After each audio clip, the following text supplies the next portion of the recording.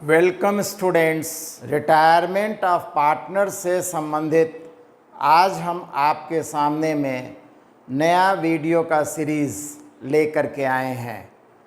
जैसा कि आपको पहले बतलाया गया है, पार्टनरशिप में इंट्रोडक्टरी रीज़न से अकाउंटिंग यानी बेसिक अकाउंटिंग का जो महत्वपूर्ण पहलू था, प्रॉफिट लॉस जानना, फाइनेंशियल पोजीशन जानना, जिससे रिलेटेड अकाउंटिंग हम sole trading partnership joint stock company में एक जैसा बनाते हैं। अर्थात डबल एंट्री सिस्टम में first of all transactions are recorded in rough book in rough way and then systematic accounting under double entry system placed in either in the form of accounting equation or journal entries or subdivision of journal. If the businessman recorded the transactions in journal or subdivision of journal, the next step under double entry system to record is to prepare ledger accounting and then trial balance if need so, if the businessmen are not confident that the accounting prepared are correct or incorrect. If there is any doubt of correctness of accounting, trial balance must be prepared by the businessman. इस बात को ध्यान में रखना है। Accounting process में double entry system में हम सबसे पहले रफ बुक में लेन देनों को लिखते हैं, उसके पश्चात हम उसकी सिस्टमेटिक अकाउंटिंग करते हैं, जिसके लिए तीन रास्ते बतलाए गए अकाउंटिंग के।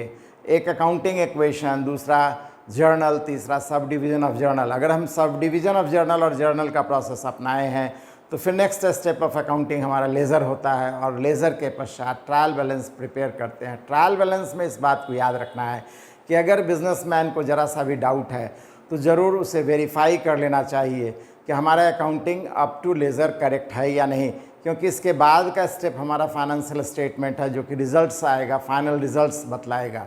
तो अगर बिजनेसमैन को थोड़ा भी डाउट है, बल्कि हम ये सजेस्ट करते हैं कि बिजनेसमैन ज़रूर ट्रायल बैलेंस बना ले। अदरवाइज़ बनाया हुआ अकाउंटिंग, आगे का अकाउंटिंग, अगर बनाए हुए अकाउंटिंग में कोई गलती रह गई है तो आगे का अकाउंटिंग बेकार हो जाएगा। इन्हीं कारणों से हमें ट्रायल बैलेंस बना लेना चाहिए। जैसा कि हम जानते हैं, ट्रायल बैलेंस क्या है? Arithmetical proof of accuracy of accounting है। अंकगणितीय दृष्टिकोण से खाता पुस्तक की शुद्धता की जानकारी ये बतला देता है। इसके पश्चात फाइनेंशियल स्टेटमेंट बनाते हैं। तो ये तो हमारा कॉमन अकाउंटिंग प्रोसेस है for sole trading partnership and joint stock company. लेकिन आखिर क्या रीजंस हैं जबकि पार्टनरशिप में अलग से आपको अकाउंटिंग प्रोसेस के लिए जानकारी देने के लिए चैप्टर्स दिए गए हैं? तो इसके लिए भी हम पहले के वीडियो में बतला चुके हैं। जैसा कि हम जानते हैं कि एग्रीमेंट में चेंजेस होता है। कुछ बेसिक रीजंस हैं, जैसे पार्टनर्स का कैपिटल वैल्यू जानने के लिए, जैसे इंटरेस्ट ऑन ड्राइंग्स और इंटरेस्ट ऑन कैपिटल कैलकुलेशन के लिए कुछ बेसिक नीड है, जिससे कि हमें फर्दर अकाउंटिंग की ज़रूरत होती है। इसके अलावा जो एग्रीमेंट में चेंजेस आता है, पार्टनरशिप बिजनेस में पार्टनर्स के बीच के एग्रीमेंट में चेंजेस आता है, ऐसे चेंजेस को हम दो रूपों में क्लासीफाई किए थे। इंटरनल इफ़ेक्ट वाले चेंजेस, जैसे रेशियो में या गुडविल में, या और इसी तरह से जिस तरह के चेंजेस की बात, जिसका कि इम्पैक्ट, जिसका कि प्रभाव सिर्फ पार्टनरशिप के अंदर में आता है, इसका रिफ्लेक्शन बाहर से नहीं होता है, ऐसे चेंजेस पर बेस्ड अकाउंटिंग की जानकारी भी हम पिछले वीडियो में दिए हैं, जिसको हम इंटरनल रिकन्स्टिट्यूशन या इंटरनल रीऑर्गेनाइजेशन का नाम दिए थे। इसके पश्चात एक्सटर्नल रिकन्स्टिट्यूशन या रीऑर्गेनाइजेशन है, जिसका कि इफ़ेक्ट, जो चेंजेस का इफ़ेक्ट बाहर से दिखलाई देता है, जिसमें कि जितने भी पार्टनर हैं, और अगर किसी नए पार्टनर को एडमिशन दिया जाता है तो बाहर से ये बात समझ में आती है कि अब तक 3 पार्टनर थे, अब 4 पार्टनर इसके ओनर हैं।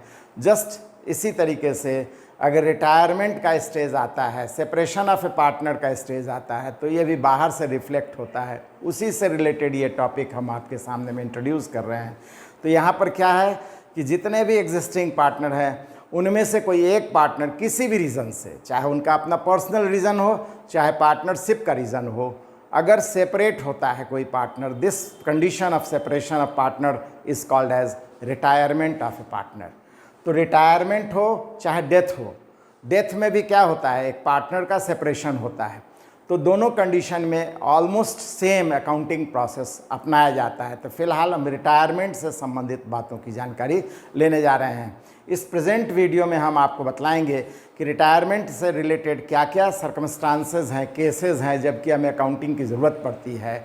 और इसके पश्चात इस सीरीज़ ऑफ वीडियो में, इसके आगे के वीडियो में हम आपको एक एक कंडीशन से रिलेटेड पूरी जानकारी विस्तार से बतलाएंगे विथ एग्जाम्पल क्वेश्चंस, जिससे कि आपको इस वीडियो से रिलेटेड, इस टॉपिक से रिलेटेड कोई भी समस्या ना रह जाए। आप वीडियो वाइज जैसे जैसे हमारा वीडियो आता जाएगा, उस वीडियो पर्टिकुलर वीडियो से रिलेटेड जितने भी क्वेश्चन आपके बुक में दिए गए हैं, आप उसको ज़रूर आप उसे ज़रूर आवश्यक रूप से सॉल्व करते चलिए और तब फिर हमारा नेक्स्ट वीडियो देखिए। इससे आपके हर प्रॉब्लम का सॉल्यूशन हो जाएगा। फिर भी अगर कोई समस्या आपको रह जाती है या कोई नया प्रॉब्लम सामने में नज़र आता है जो हमारे बतलाने से बाहर है या क्वेश्चन में ट्विस्ट की गई बातें हैं, तो आप अपनी बात को आवश्यक रूप से हमारे कमेंट सेक्शन में डालिए। हम उसका रिस्पॉन्स आपको समय पर बहुत जल्द प्रेजेंट करेंगे। आवश्यकता होगी तो उससे रिलेटेड एक नया वीडियो भी बना करके आपके सामने में पेश करेंगे। तो फिलहाल हम उस केसेस या कंडीशंस को बतला रहे हैं जबकि रिटायरमेंट की बात आती है। तो रिटायरमेंट के पीछे में क्या कारण है? रिटायरमेंट और सेपरेशन ऑफ ए पार्टनर,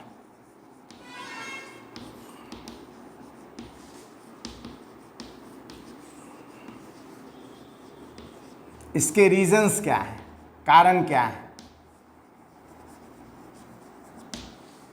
तो जहाँ तक रीजंस की बात है, जैसा कि आप जानते हैं, अगर किसी भी पार्टनर को इससे बेटर अपॉर्चुनिटी मिलता है तो निश्चित रूप से वो पार्टनरशिप इस पर्टिकुलर पार्टनरशिप से अलग हो जाएगा। बेटर अपॉर्चुनिटी भी एक अवसर, बेहतर अवसर भी एक कारण है।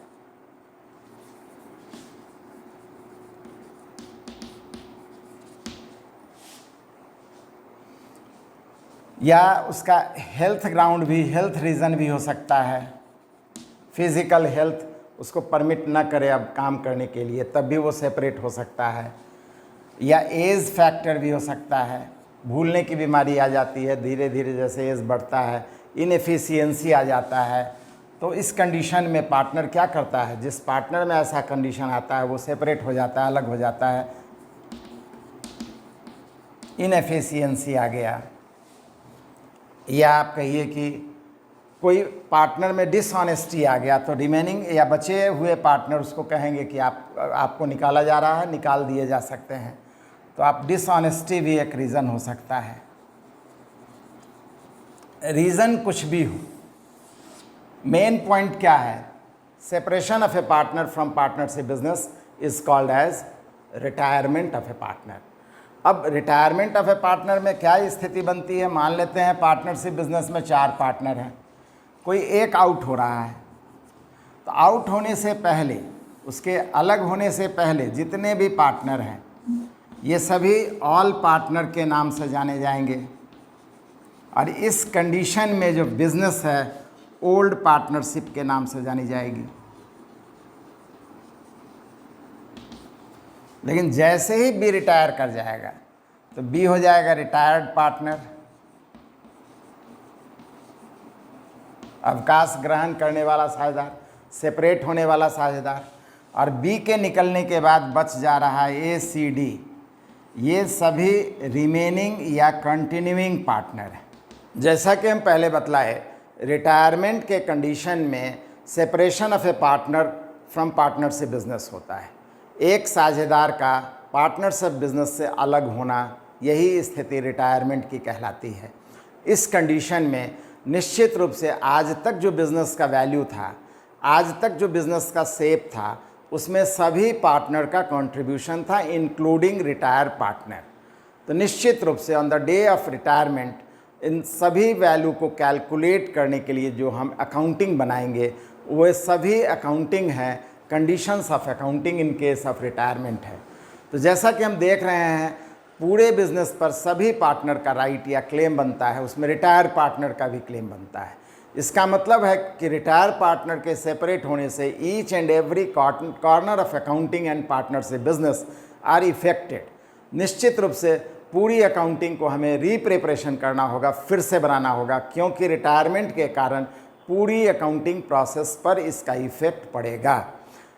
तो वो अब हम जानने की ज़रूरत है आखिर कौन कौन सा अकाउंटिंग कॉर्नर है जो कि in case of partnership business बनाई जाती है, रिटायरमेंट में उस पर इफ़ेक्ट पड़ेगा। वन बाय वन हम एक एक करके आज इस वीडियो में, इस प्रेजेंट वीडियो में उन सभी कंडीशंस और केसेस को बतलाने जा रहे हैं जो कि रिटायरमेंट के कारण अकाउंटिंग इफ़ेक्ट पर या अकाउंटिंग पर प्रभाव डालता है, अकाउंटिंग इफ़ेक्ट डालता है। तो सबसे पहला कंडीशन है calculation of new profit sharing ratio.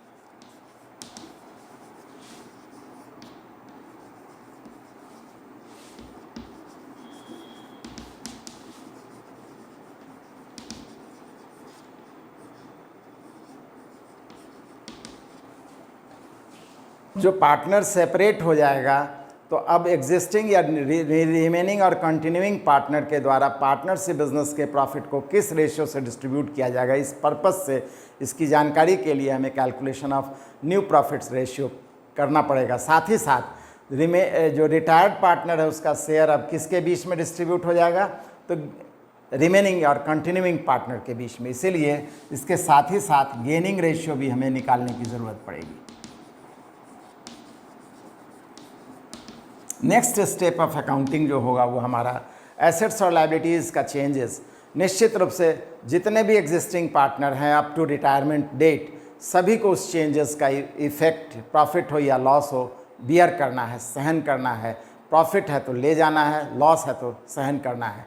अगर हम रिटायरमेंट डेट में इस प्रॉफिट लॉस को नहीं निकालेंगे तो रिमेनिंग पार्टनर पर वो बर्डन या एडिशनल गेन जो या आप कहिए कि इल्लीगल गेन हो जाएगा।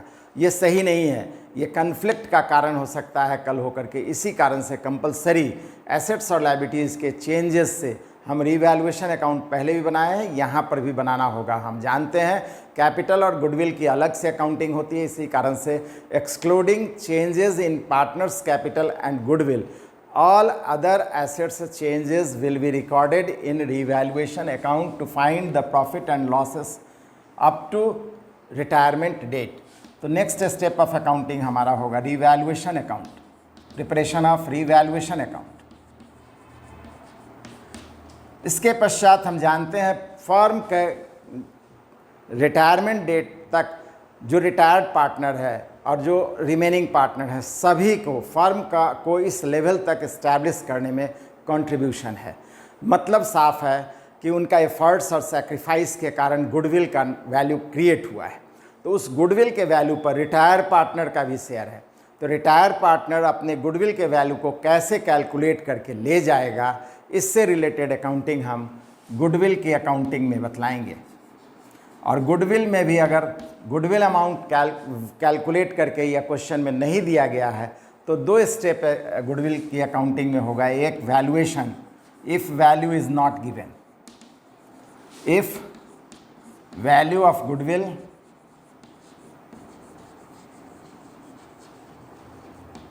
इज नॉट गिवन, और अगर दे दिया गया है या हम कैलकुलेट कर लिए तो just accounting for goodwill in case of retirement of partner. एक साझेदार के रिटायरमेंट के कारण क्या गुडविल की अकाउंटिंग होगी, इसकी भी जानकारी विस्तार से डिटेल में हम आपको आने वाले वीडियो में बतलाएंगे। इसके पश्चात पार्टनर्स कैपिटल अकाउंट, जिससे कि सभी पार्टनर के कैपिटल वैल्यू को जाने, साथ ही साथ रिटायर्ड पार्टनर के कैपिटल वैल्यू को जाने और उस कैपिटल वैल्यू का पेमेंट करना है, पेमेंट प्रोसेस करके उसके कैपिटल अकाउंट को क्लोज कर देना है। बाकी तो कंटिन्यूइंग पार्टनर है, बाकी क्या कैपिटल अकाउंट का बैलेंस सीडी के नाम से कंटिन्यू करेगा, आगे जाएगा। लेकिन रिटायर पार्टनर का कैपिटल बैलेंस का पेमेंट कर देना है, जिस फॉर्म में जैसे भी पेमेंट करना है उसके अकाउंट को, पार्टनर्स कैपिटल अकाउंट को क्लोज कर देना है। तो पार्टनर्स कैपिटल अकाउंटिंग सभी का जानेंगे और रिटायर पार्टनर का कैपिटल अकाउंट को क्लोज कर देंगे फॉरएवर, हमेशा के लिए। और फिर balance sheet after retirement, retirement के बाद एसेट्स और लायबिलिटीज़ के पहले पोजीशन को जानने के लिए बैलेंस शीट हम प्रिपेयर करेंगे आफ्टर रिटायरमेंट। और हम जानते हैं कि जितने भी चेंजेस होते हैं हर एक की सबसे पहले accounting in form of journal entries होनी चाहिए। तो इन सभी चेंजेस के लिए रिटायरमेंट डेट में क्या जर्नल एंट्रीज़ होगी, इसकी भी जानकारी हम डिटेल में आने वाले वीडियो में प्रेजेंट करेंगे। Journal entries related to retirement of a partner. इस तरह से इस प्रेजेंट वीडियो में एक आउटलाइन ऑफ रिटायरमेंट हम आपके सामने में प्रेजेंट किए, पेश किए। थियोरेटिकली आप रिटायरमेंट से रिलेटेड जितनी भी बातें हैं आपके बुक में उसका रिवीजन कर लेना चाहिए, पढ़ लेना चाहिए, समझ लेना चाहिए और हमारे वीडियो को भी बार बार देख करके बातों को क्लियर कर लेना चाहिए। हमारा नेक्स्ट वीडियो जो होगा वो निश्चित रूप से पार्टनरशिप रिटायरमेंट में calculation of new profit sharing ratio and gaining ratio से रिलेटेड होगा। न सिर्फ इसके डिफरेंट केसेस को बतलाएंगे, साथ ही साथ ज़रूरत के एग्जाम्पल क्वेश्चन से इसको क्लियर करेंगे हम। आप हमारे वीडियो को आवश्यक रूप से रेगुलर देखिए, सब्सक्राइब कीजिए और अभी तक लाइक नहीं किए हैं तो लाइक कीजिए, जिससे कि आने वाला वीडियो का नोटिफिकेशन आपके मोबाइल पर, आपके सिस्टम पर जाता रहे। Thank you.